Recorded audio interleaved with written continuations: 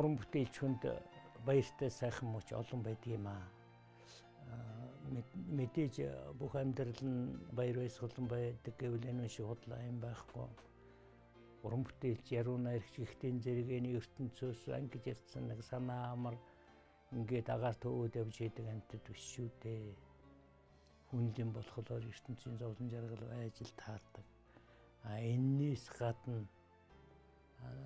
уран бүтээлийн хийж байтал одоо хэлсэн юм нь явахгүй гацчих огсчих явдал зөндөө бол байна. Мэдэхгүй чадахгүй юм зөндөө л гарна. Тэгэхдээ баяртай сайхан юм үнэнийг хэлэхэд байдгийм шүү. Тэрний нэг нь энэ юу шин ном хэвлэгдэх байдаг байх гэж би санддаг. Энэ одоо би шүлэг бичих нь одоо багсаа.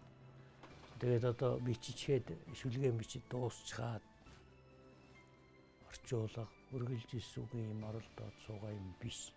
Үннийг хэлэхэд шүлгээн гүйцхэн байж хад тэгээд одоо үргэлжилж үгүй орчуулга юу гэдгийг сэтгүүл зүй юм хийж цаг нь өгцөөх ийм талдаа байна. За мавсан одоо зарим ажигч уншигчд бол мэдж л гоох би сүүлийн хэдэн жил мавсан л гэлээ. Миний одоо их хайртай их биширдэг зохиолч гэвэл энэ мавсан яриа байхгүй. Энэ хүн болж байгаа юм. Миний хэрэг би одоо зөв ойлгосон бол мавсан нэг их онцлогтой хүн. Энэ бүсгүй хүнийг их сайхан дүрслэж гаргадаг хүн. Эмэгтэй хүн байхгүй бол бид үнэхээр ягдах юм шүү. Эмэгтэйчүүд энэ амьдралыг аваад явж байна гэдэг талаас үздэг эмэгтэй хүнийг маш сайхан харуулж чаддаг ийм хүн. Тэгээ энийг би сайнтай тэгэж юм нээчээд хэлж байгаа юм биш ээ.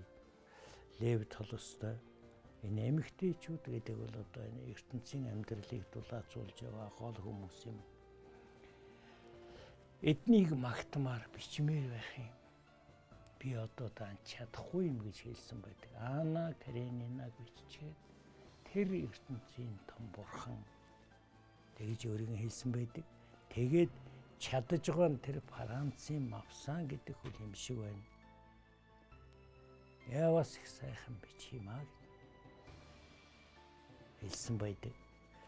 Тэгэхээр өөр одоо тэр том бурхан мэт тэр утга зохиолын томбог тэгж хэлсэн байхад дээр нь одоо юу яриад байх уу мань мэт юмнууд бол шүтэж биширхэн алгуурлаг болж өгвөл тэр Сена мөрний одоо хавийн нутгийн тэр их мундаг хүний бүтээлийг Монголынхон тал нутагт айлаас айлд хүргэх ийм л нэг үүрэг бидэнд үлдэж байгаа юм.